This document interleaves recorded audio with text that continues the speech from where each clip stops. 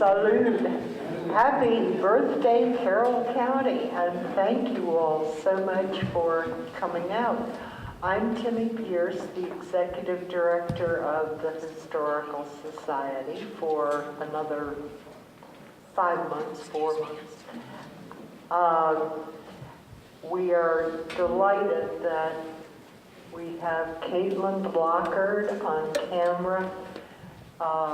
The Community Media Center was not going to be able to tape this, so she is doing it as a volunteer. And as I look around this room, every single one of you, I think, has volunteered for us. So we are always thankful for everything that you do. And I see an absolutely huge Shriver contingent up here.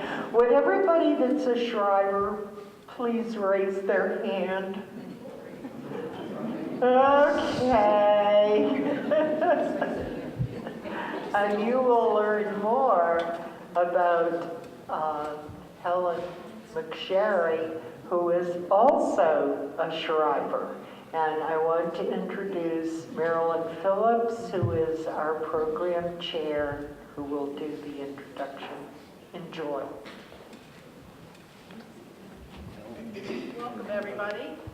Pastime is a project of the Union Mills Homestead Foundation. It's commemorating the sesquicentennial of the Civil War, and it shifts the focus from the battlefield to the home front through first-person accounts presented in the diaries and letters of the Shriver family of Union Mills, Maryland. As Timmy has said, it also brings to light new archival material in the interest of education and historic preservation. Helen is a Shriver descendant. She's also a freelance writer and editor with a 34-year career in communications with numerous awards for publications and website content and design.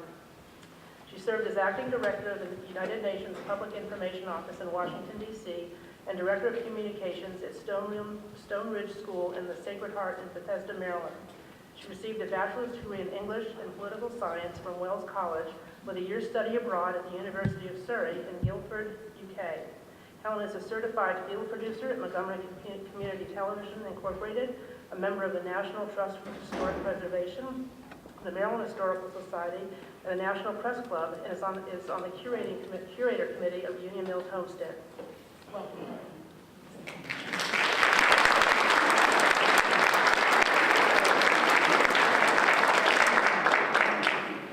Thank you very much. Thank you, Timmy, and thank you, Marilyn, and also Kathy Beatty for setting up everything and coordinating today's presentation. Happy birthday, Carroll County. As Timmy said, and Marilyn, my name is Helena Sherry, and I have the honor and the privilege of working on Pastime, a project of the Union Mills Homestead Foundation, its board, governors, and curator committee. Last night I was trying to think of an appropriate segue from today's wonderful celebration to the Shriver family living at Union Mills during the Civil War. I looked down to a stack of papers, of which I have many, trust me, and there on the top was the link. It was an account of a one-week-long Gala family festival in honor of the February 1837 wedding of Catherine Wirt of Hanover, Pennsylvania, and Andrew Kaiser Shriver of Union Mills. The happy couple was not only living at the homestead during the Civil War, but Andrew Kaiser, known as A.K., is one of the main diarists featured in Pastime. In addition, their firstborn and future diarist, Henry Wirt Shriver, arrived in December 1837. So we have multiple celebrations today, and I'm very happy to be here. Today I'm going to talk a little bit about process, followed by some of what you'll glean from the book, and then a few themes that caught my attention. My involvement in this project can be marked by seasons and events held at Union Mills. During my shift at the Maryland Microbrewery Festival in fall of 2009, the late Chuck Ives talked to me about the Shriver family papers and wondered how the best way to make the material available to the public. He knew my background and interest in publications and public relations, as well as historic preservation and education, and asked me to give it some thought. After that, we exchanged a few emails. The following summer, 2010, we met again, this time during the Ice Cream Sunday Social, one of my favorites. We sat at the picnic table adjacent to the Miller's house, right across the drive from the Homestead, on the very same grounds where pastime takes place. We shared books and materials, brainstormed a bit, and went away with a broad plan to explore grants, treatments, and possibilities to give life to these archival materials, particularly the diaries. In the lull of winter 2011, when the Homestead is closed, I met with the curator committee and learned of the overwhelming volume of material available from 1774 through 1957. I always knew there were lots of paper at the house and then the family, because the family never throws anything out. But I had no idea of the breadth of the chronicles. So where and how do you begin? Given Chuck's interest in the diaries, I had done a mock-up of a book using Louis Schreiber's 1872 diary and a sampling of photos and information sidebars. With that in hand and more discussion, the committee settled on the Civil War years, the midpoint of the collection, as the starting point. Much has been written about the Civil War, the history of the Schreiber family, and its participation on the battlefield. The diary project, as it came to be known then, would offer another perspective of the family during this tumultuous period in our nation's history. The resulting book would commemorate the sesquicentennial of the Civil War and highlight the pivotal events in 1863 when Confederate and Union troops passed through Union Mills just within hours of each other en route to Gettysburg. By the annual Flower and Plant Mart in 2011, the project was well on its way with the blessing and generous support of the Board of Governors of the Union Mills Homestead Foundation. Now, before going further, I do need to sing some praises of some key people that are involved in this process. In addition to the late Chuck Ives, who also shared his extensive knowledge of the tannery, I would like to recognize the Curator Committee. Mavis Starner and Kathy Campbell for their tremendous work transcribing diaries and more. Carroll Collins and Marlene LaFrue for selecting and scanning photographs from multiple albums. Ivan LaFrue for pursuing specific documents and sharing his expertise related to the mill. C.P. Darcy for emphasizing the importance of the Schreiber enterprises. Pat Shirley and the full committee for deciphering difficult text. And George Schreiber, chair of the committee, who, like his great-grandfather, focused on the family genealogy and helped me with research at the Maryland Historical Society.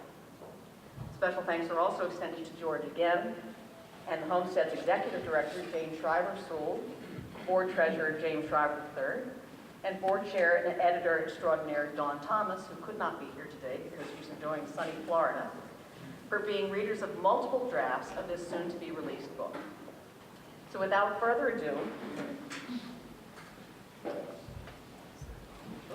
should have had that up earlier, sorry. Meet the diarists. They are from left to right, Andrew Kaiser, A.K. Schreiber, and sons Henry Word Schreiber and Frederick Austin, or Aust Schreiber. Among the three of them, there are 9 diaries in all, and they are held at the Maryland Historical Society in Baltimore. Their diaries serve to anchor the book. During the Civil War, the family lived at the homestead in Union Mills, except for 7 weeks in 1863, when Wirt served with the 26th Pennsylvania Emergency Militia in support of the Union cause. His diary traveled with him from civilian life into military service and fortunately back again. After many months of locating, photocopying, and working with these diaries, I asked the Special Collections staff at the Maryland Historical Society if I could see the actual books. I was used to seeing them on microfilm in a spread of 2 pages, blown up and printed out on an 8.5 by 11 sheet paper. So you can imagine my surprise when I saw and held the actual diaries.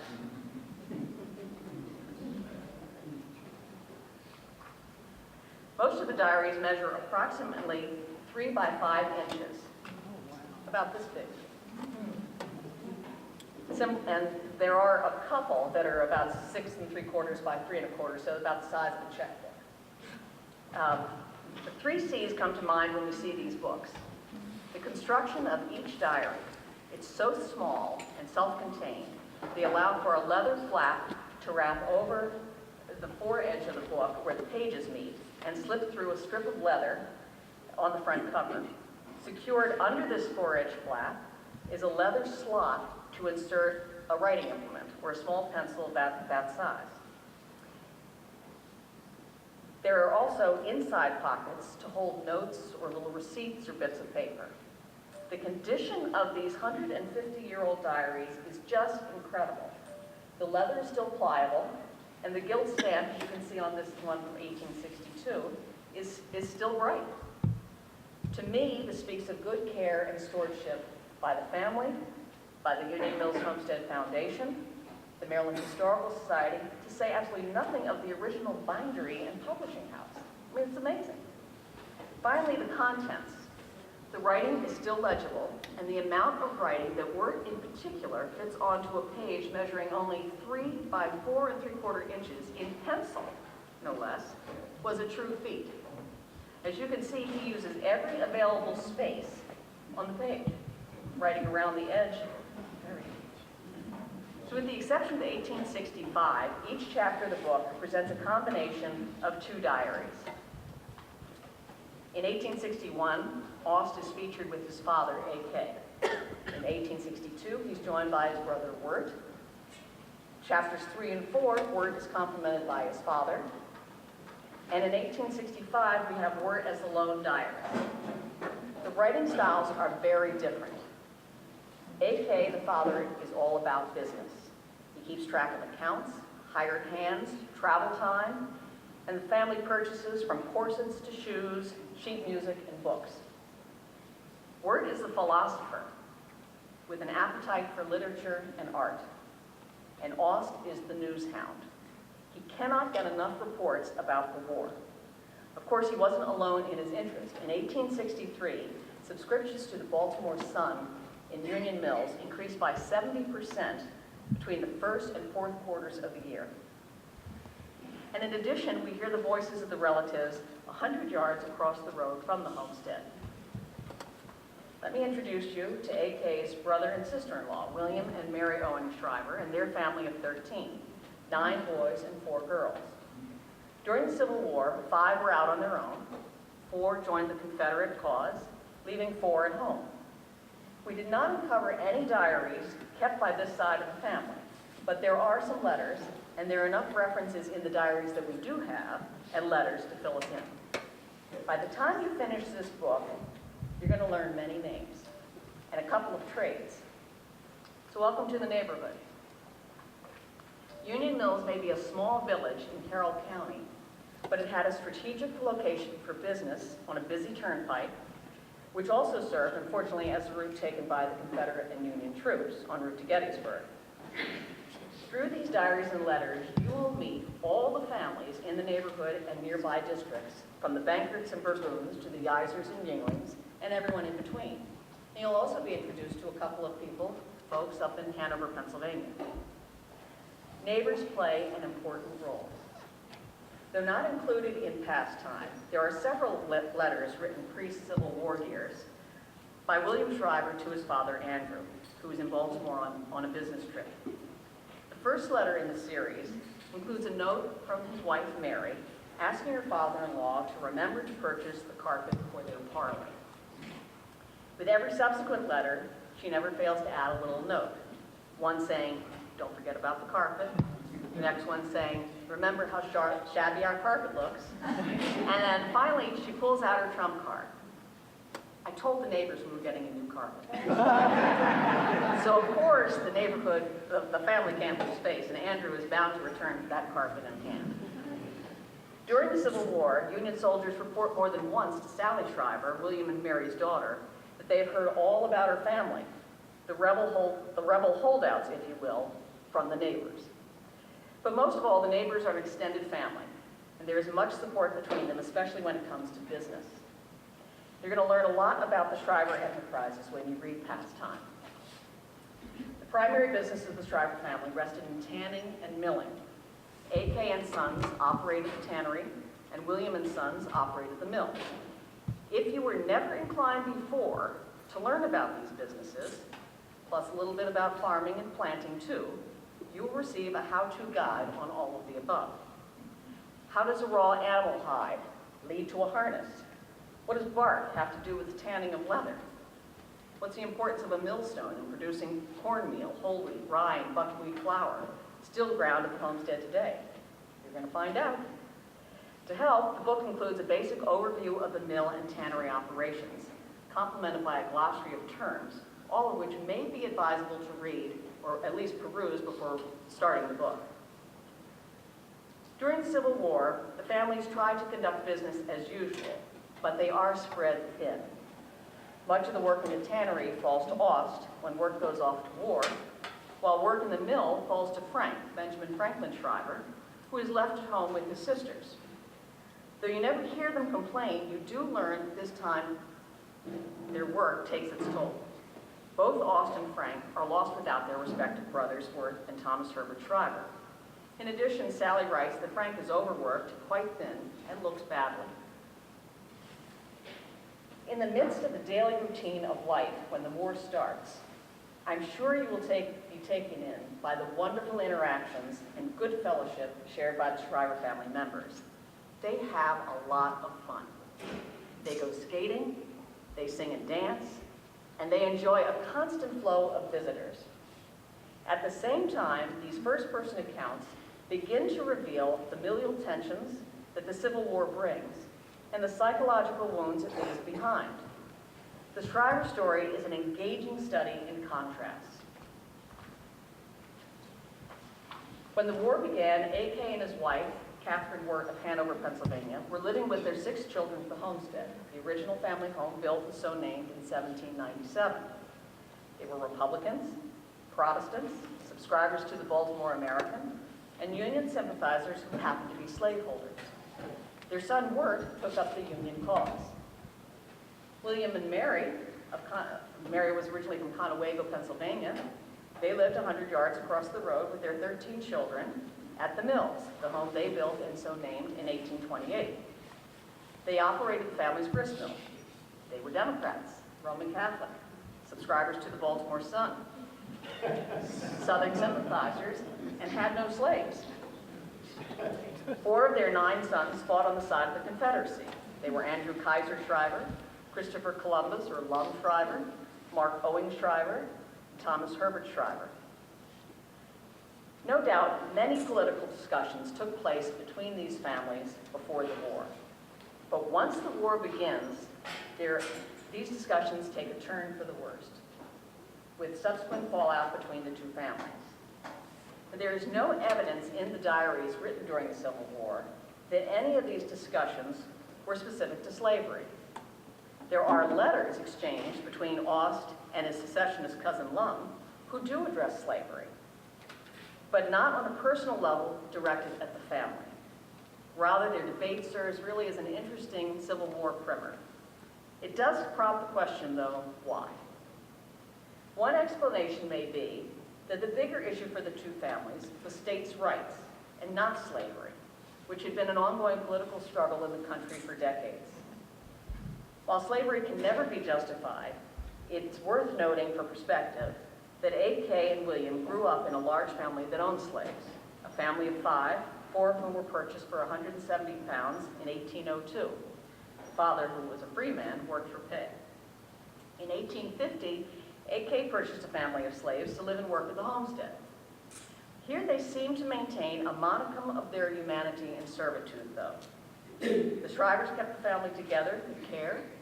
They welcomed their children into Bible study classes and enabled them to visit their own relatives at Bird Hill, then known as the Barrens, some 15 miles south of Union Mills.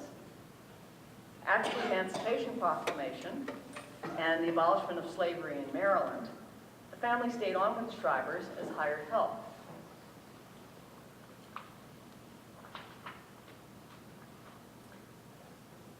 But still, how could A.K. and his family defend the Union while owning slaves?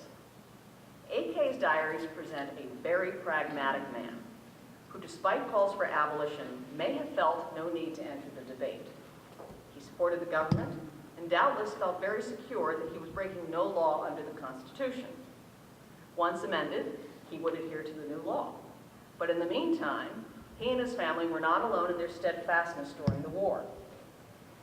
Many Unionists held that the preservation of the Union must not be linked with the abolition of slavery. The family may have taken middle ground on slavery too, following the lead of other Lutherans and Protestant sects, which opted to lie low on the issue. Well, then we switch to William. How could he support the Confederacy when they had, or why, when they had no stake in the fight against abolition? In addition to states' rights, their sentiments may have been linked to their faith as well. The Know Nothing movement had left Catholics wary, and many viewed the abolitionists as subversive. While many of the sons of the Catholic elite in Baltimore, Maryland, fought for the Confederacy, it's been suggested that Catholics of Western Maryland, in all probability, shared the pro-Union sentiment of their neighbors. Not the William Shriver household. They were not among them, at least not until after the Civil War. In fact, according to AK's quarterly accounts as postmaster in Union Mills, someone in the neighborhood was a regular subscriber to the pro-Confederate Catholic Mirror. My suspicions lean toward William's devout wife, Mary Owen Shriver, but then I digress. Another contrast in the diaries and letters can be found in the close relationship between brothers Aust and Wirt, namely in their temperaments and interests. Aust worked in the tannery, never left the homestead, never left Union Mills. But Wirt, urged on by his father, did attempt a business career beyond the confines of Union Mills. Although this part of his life is not addressed in this volume, it does bear mentioning because it sort of informs to his character. After pursuing business ventures in Baltimore and Philadelphia in the late 1850s, he confided to Aust, "I sincerely wish that you and I could change places, as you seem to admire clerking as much as I like living on a farm."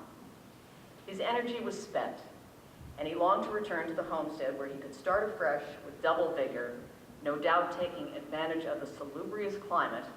I love that word that John Thomas Sharp uses in the history of Western Maryland, the salubrious climate in Carroll County. In August 1859, Wirt returned to Union Mills, where he was an apprentice in the family's tannery. 4 years later, the war starts. He joined the Union militia after he drew lots with his brother Aust and lost. Again, he steeled himself to leave Union Mills, and all the while, Aust longed to see action.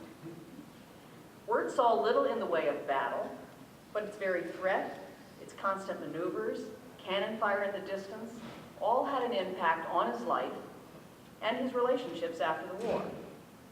In one entry, he shared that not a single night went by without a dream about fighting, and this would last for some time. His Confederate cousin and close friend Kai attested to the fact that camp is awfully demoralizing.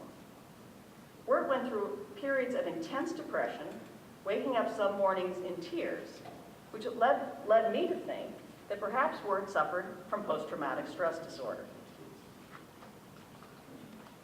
While PTSD was an unknown term at the time, it's not surprising that Wirt and others experienced its symptoms, then described as hysteria, melancholia, and even insanity.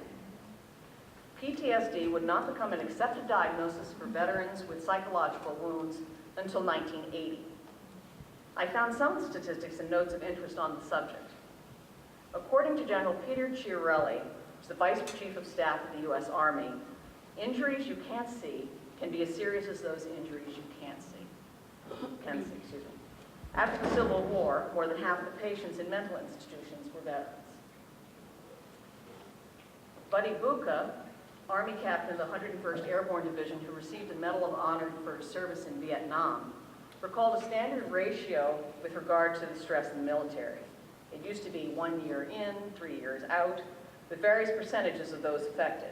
First, it was 15% of all who served were affected with PTSD. Then it would increase to 30%. In his opinion, it doesn't matter if you have 4 stars or no stripes, 100% of soldiers are affected by war, and no one goes unscathed. According to the Wounded Warrior Project, today 1 in 5 soldiers returns from war with PTSD. Bonnie Magnum of the Congressional Research Service at the Library of Congress has done extensive research into Civil War pensions.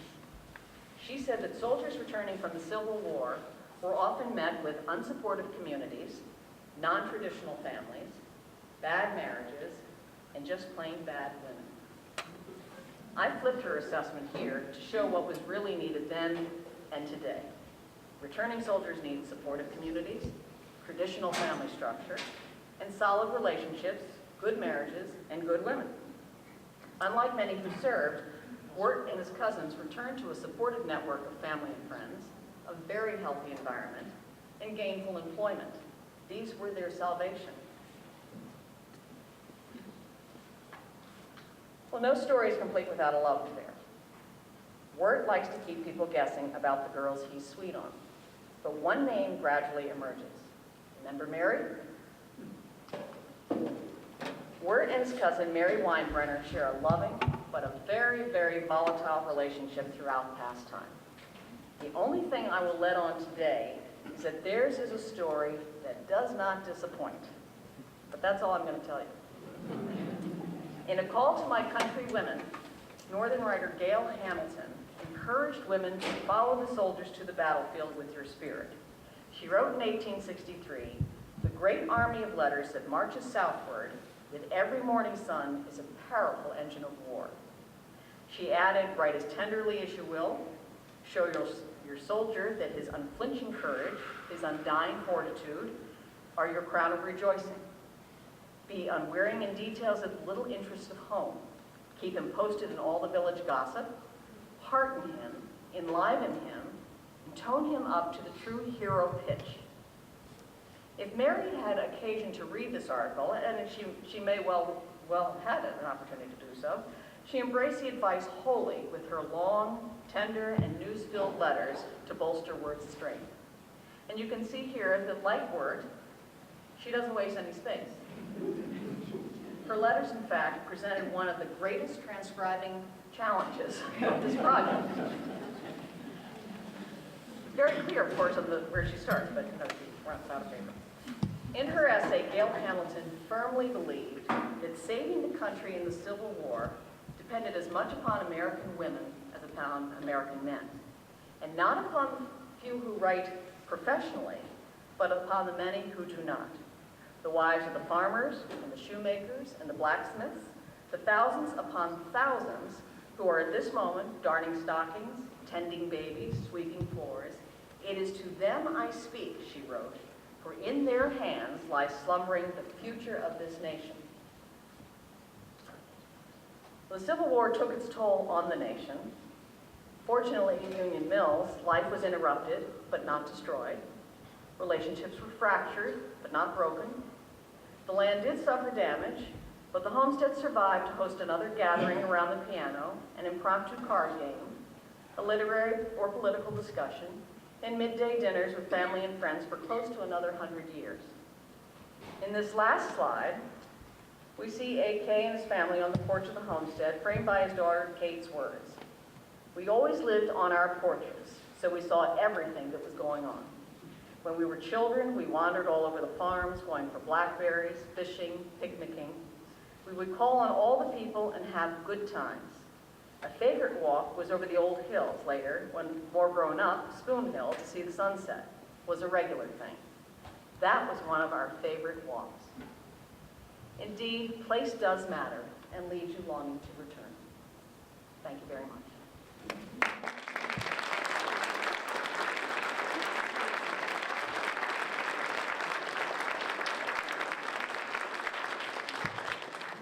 If there are no other questions, I do know there's a sign-up sheet, and I know there are lots of refreshments. I saw lots of cupcakes, which I have not. So, thank you very much.